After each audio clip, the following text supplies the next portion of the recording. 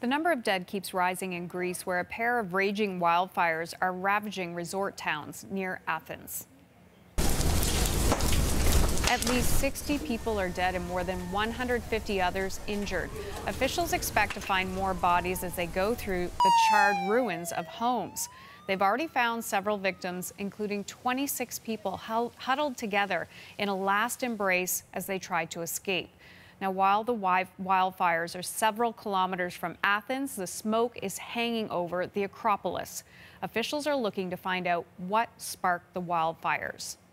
The CBC's Katie Simpson is in our London bureau with more on this story. So, Katie, what else do we know? Well, there have been stories of some dramatic rescues, Hannah, as we're hearing people running to the sea to try to escape the flames and then being plucked from the waters by rescue boats. More than 700 people have escaped the fire in that way. Some of those are among the injured.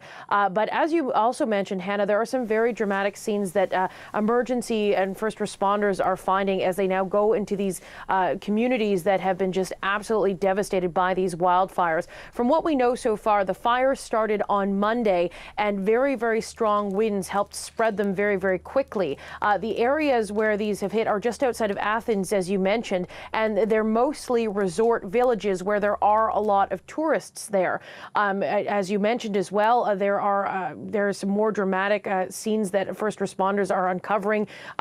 People who are running to try to escape the flames, not quite making it, being found in burnt out cars, being found, as you mentioned, huddled, a group of 26 people who had appeared to try to escape to the sea. They did not quite make it, and they were found huddled as families trying to take cover from the fire, but did not quite make it.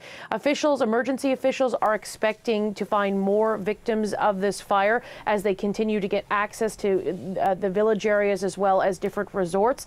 We know that Greek political officials are calling for 3 days of mourning to mark what has happened. Now, the wildfires are slowly starting to die down. They're not quite as strong as they were before. They're hoping to have the situation under control soon. But as the situation becomes more under control, they're very concerned, and they say it's a very real possibility that more victims will be found, and the true scale of this situation will be much more dire than it already is now.